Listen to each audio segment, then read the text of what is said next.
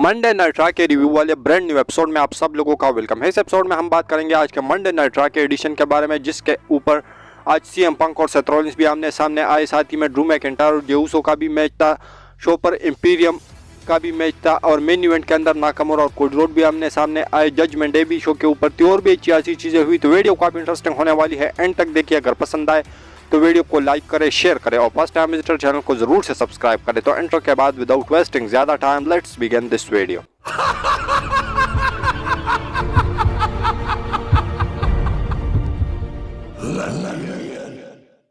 तो सबसे पहले जो शो की स्टार्टिंग है वो हमें देखने को मिलती है जे ऊसो के साथ।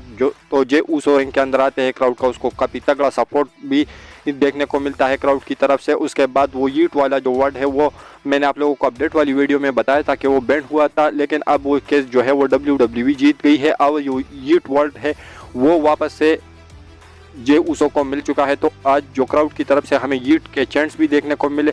उसके बाद जे ऊसो कहते हैं कि ड्रू मैकिंटायर ने मेरे ऊपर हमला किया, मैंने उसके साथ उसको अपोलॉजी भी की थी, लेकिन उसके बाद भी उसने मेरे ऊपर अटैक किया, ये बहुत बुरा किया और आज मैं पूरा हिसाब लेने वाला हूँ ड्रू मैकिंटायर से। ड्रू मैकिंटायर का थीम सॉन्ग बजता है, वो रिंग के अंदर आते हैं और वो कहते हैं जे ऊसो से कि भाई तूने जो किया है वो बहुत बुरा किया है मेरे साथ। और जो क्राउड था वो काफ़ी तगड़े तरीके से बू कर रहा था ड्रू मैकिंटायर को। उसके बाद जो क्राउड है उसको कहते हैं ड्रू मैकिंटायर के तुम लोगों ने कभी देखा है कि तुम्हारी फैमिली के सामने ही तुमसे अपॉर्चुनिटी छीन ली जाए, और वो एम्बेरसमेंट मैंने देख ली है अपनी फैमिली के सामने, अपने क्राउड के सामने, अपने होम कंट्री के अंदर।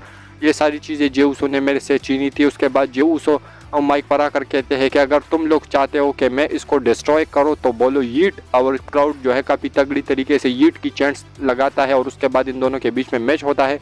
मैच काफ़ी कमाल का होता है, काफ़ी तगड़ा होता है, काफ़ी ज़बरदस्त होता है। दोनों की हमें काफ़ी तगड़ी परफॉर्मेंस देखने को मिली। जे ऊसो भी कम नहीं थे और ऐसा लग रहा था कि मैच में जे ऊसो विक्ट्री अर्न कर लेंगे, लेकिन जो ड्रू मैकिंटायर है वो बाहर की साइड में एक बार जे ऊसो को क्लेमोर भी लगाने चलते हैं, लेकिन जे ऊसो हट जाते हैं और वो अनाउंसर टेबल के ऊपर गिर जाते हैं। उसके बाद उसको रिंग के अंदर लेके आते हैं, सुपर किक भी देखने को मिलती है। उसके बाद जो टर्म बकल है उसको नंगा किया जाता है ड्रू मैकिंटायर की तरफ से।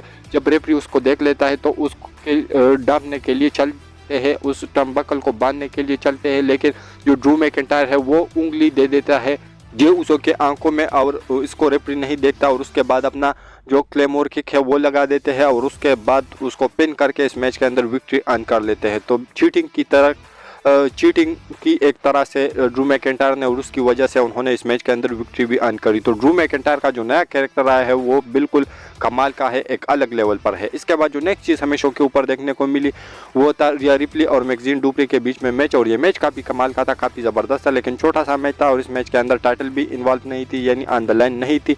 तो इस मैच के अंदर रिया रिप्ली ने अपने रिप टाइट लगाया और उसके बाद जो सबमिशन मूव है वो लगाकर टैप आउट करवाया मैक्जीन डुप्रे को। इसके बाद जो नेक्स्ट चीज़ हमें शो के ऊपर देखने को मिली वो था एडम पेयर्स का रिंग के अंदर आना। एडम पेयर्स रिंग के अंदर आता है, उसके बाद वो सीएम पंक को बुलाते हैं। सीएम पंक के काफ़ी तगड़े चैंट्स हो रहे थे। उसके बाद सीएम पंक माइक पर आता है और कहते हैं कि भाई आज मैं डिसीजन लेने वाला हूँ और वो डिसीजन लूँगा जिससे आप लोग खुश होंगे, जिससे हमें पता लग रहा था कि ये मंडे नाइट रॉ ब्रांड को ही चूज़ करेंगे। उसके बाद वो कहते हैं कि मेरी इस जो ये अरीना है ये क्लीवलैंड, इससे मेरी काफ़ी ज़्यादा पुरानी मेमोरीज़ है जुड़ी हुई।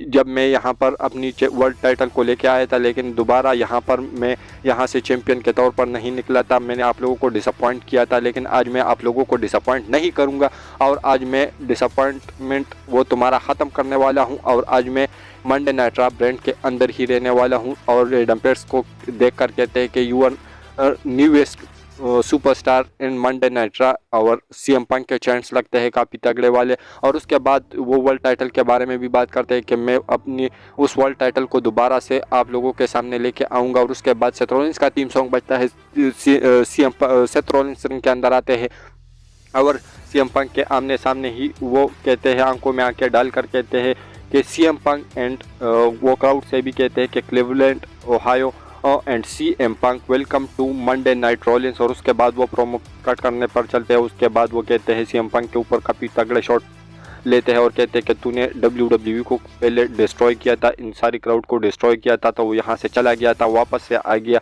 अब तू दोबारा से ये करना चाहता है, वो करना चाहता है और अपने आप को जो है बेस्ट इन द वर्ल्ड का खिताब दिया हुआ है। तो हकीकत में तेरे को पता है कि बेस्ट इन द वर्ल्ड क्या होता है, तो बेस्ट इन द वर्ल्ड मैं हूँ।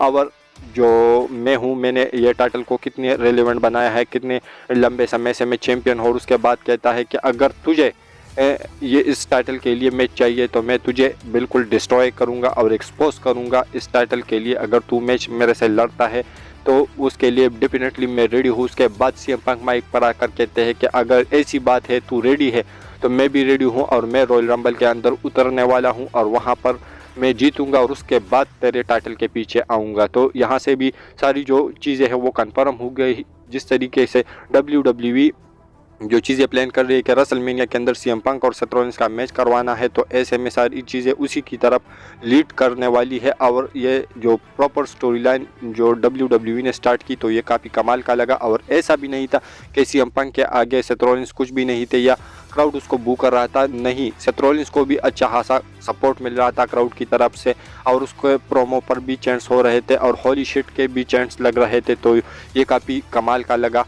और उसके बाद जो नेक्स्ट चीज़ हमें शो के ऊपर देखने को मिली वो था ब्रॉन्सन रीड और रायबार के बीच में दो हेवीवेट का क्लैश एक बार फिर से WWE ने करवाया। ये मैच काफ़ी कमाल का था, काफ़ी ज़बरदस्त था। दोनों जेंट्स एक दूसरे को पटक रहे थे, एक दूसरे को मार मार कर बुरा हाल बना दिया था। और एक मूवमेंट तो वो काफ़ी कमाल का था जब ऊपर से जो टॉप रोप से ब्रॉन्सन रीड ने आइबार को सुपर प्लेक्स मारा, तो ऐसा लग रहा था कि दो टेनिस बॉल किसी चीज़ पर लग के ऐसा टप्पा खाते हैं ना, तो उसी तरीके से इन दोनों ने टप्पा खाया रिंग के अंदर और ऐसा लग रहा था कि रिंग अब टूट जाएगा, लेकिन वैसा नहीं हुआ। और उसके बाद जो ब्रॉन्सन रीड है वो स्प्लैश भी मार देते हैं, अपना सुनामी फिनिशर भी मार देते हैं और इसी के साथ आइबार को इस मैच के अंदर हरा देते हैं और ब्रॉन्सन रीड इस मैच के अंदर विक्ट्री अर्न कर लेते हैं। तो ये कमाल का और एक ज़बरदस्त मैच था। इसके बाद जो नेक्स्ट चीज़ हमें शो के ऊपर देखने को मिली वो था जजमेंट डे का रिंग के अंदर आना। जजमेंट डे रिंग के अंदर आती है सबसे पहले तो जजमेंट डे इसके बारे में बात करती है कि जो सीएम पंक है वो नया बंदा मंडे नाइट रॉ ब्रांड पर आया हुआ है, तो ऐसा नहीं है कि हम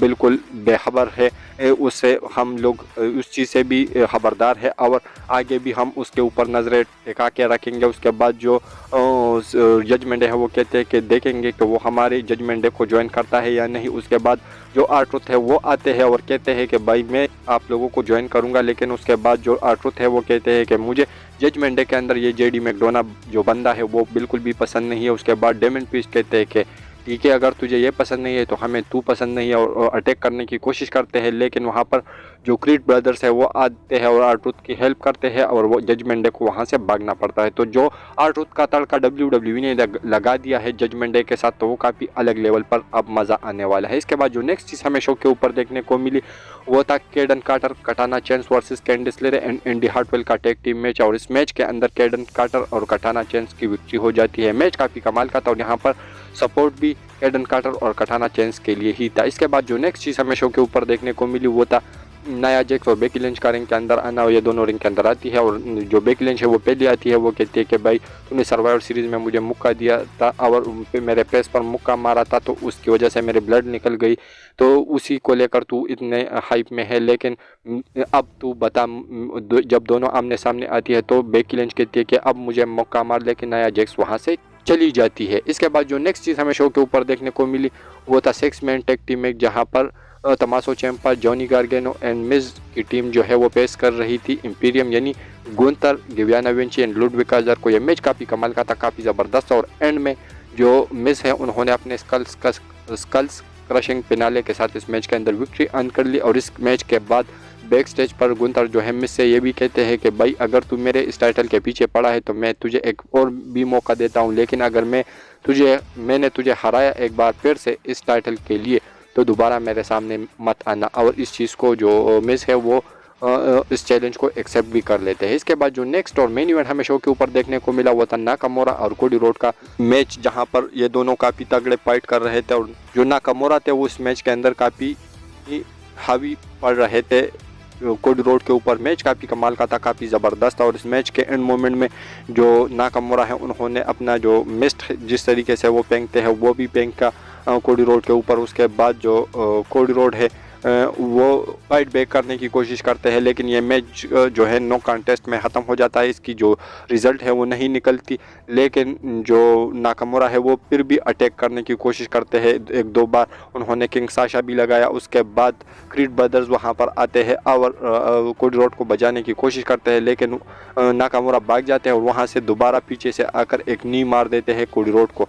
तो इन दोनों का जो मैच था वो नो कॉन्टेस्ट में ख़त्म हुआ, लेकिन मैच काफ़ी कमाल का था, काफ़ी ज़बरदस्त। और आज की जो ओवरऑल मंडे नाइट रॉ का एडिशन था वो पूरा का पूरा फुल एंटरटेनमेंट था और बिल्कुल मज़ा आया देख के। तो आप लोगों को कैसा लगा अपनी रेटिंग ज़रूर मेंशन कीजिए। और हमारी जो आज की वीडियो थी वो यहीं तक की थी। अगर पसंद आए तो वीडियो को लाइक करें, शेयर करें और फर्स्ट टाइम विजिटर चैनल को ज़रूर से सब्सक्राइब करें, क्योंकि आप लोगों को हमेशा ऐसी इंटरेस्टिंग और लेटेस्ट वीडियोस देखने को मिलती रहती है। तो मिलता हूँ आपसे बहुत ही ज़्यादा जल्दी किसी और इंटरेस्टिंग वीडियो के साथ। तो until that time stay healthy and keep watching Russell केचर।